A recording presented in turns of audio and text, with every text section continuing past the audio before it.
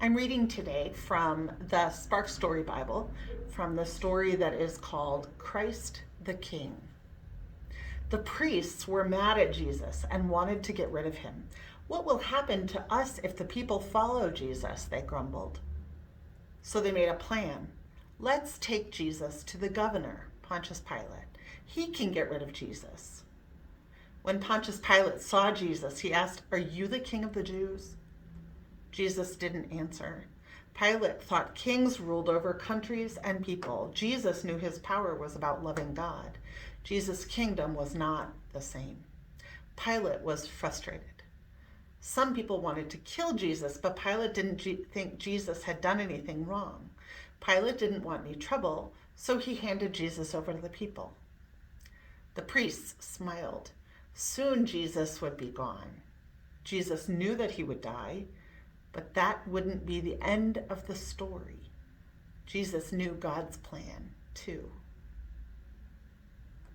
How do you think Jesus felt in this story as he was questioned about being king of the Jews, and he was asked whether he was a king, and the chief priests wanted to get rid of him? How do you think he felt during that time? Today's stories, you're listening to them probably on a day that we call Good Friday. And Good Friday is a day that sometimes is confusing because it has the name good, but it's actually, sometimes it's sort of a sad day because we talk about Jesus dying on the cross, and that is a really sad thing for us. It's also part of how God works in good ways in the world. And so even though there's sadness about what happens to Jesus on Good Friday, there's also a reminder that God is doing good things, even through that sadness, even in those times that are hard. God is working through those times. And then on Easter, we will find out just a little bit more about how God is working and how God is using us and using Jesus' story. So now I share the story with you from the Spark Story Bible entitled The Day Jesus Died. It was a very sad day when Jesus died. The soldiers who had arrested Jesus teased him for pretending to be a king. They took his clothes and put a king's purple cloak on him. They made a crown of vines with sharp thorns and put it on Jesus' head. Ouch. The soldiers made Jesus carry a heavy wooden cross. The cross was too heavy for him. Jesus fell and skinned his knees, and the cross tumbled to the ground. A man in the crowd carried the cross the rest of the way. The soldiers nailed Jesus' hands and feet to the cross. They raised Jesus' cross up on a hill between two other men. The other men were thieves, and they were being crucified too. One of the men was angry with Jesus. "If you are a powerful king, why can't you save yourself? Why don't you save us too?" The man spat at Jesus.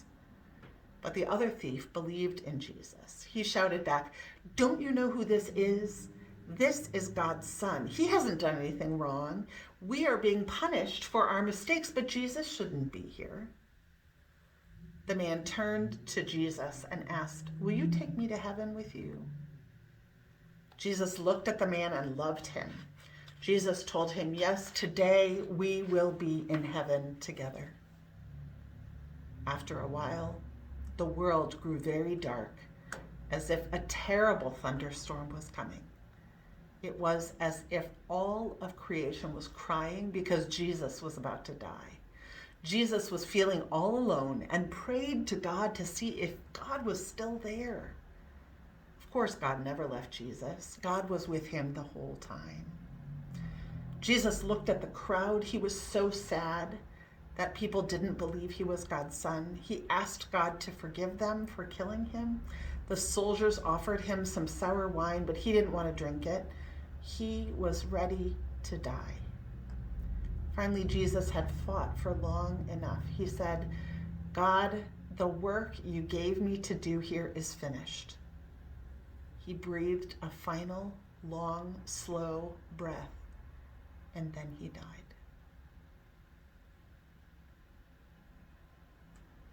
If you have time to do this today, you might want to draw a picture of the day Jesus died.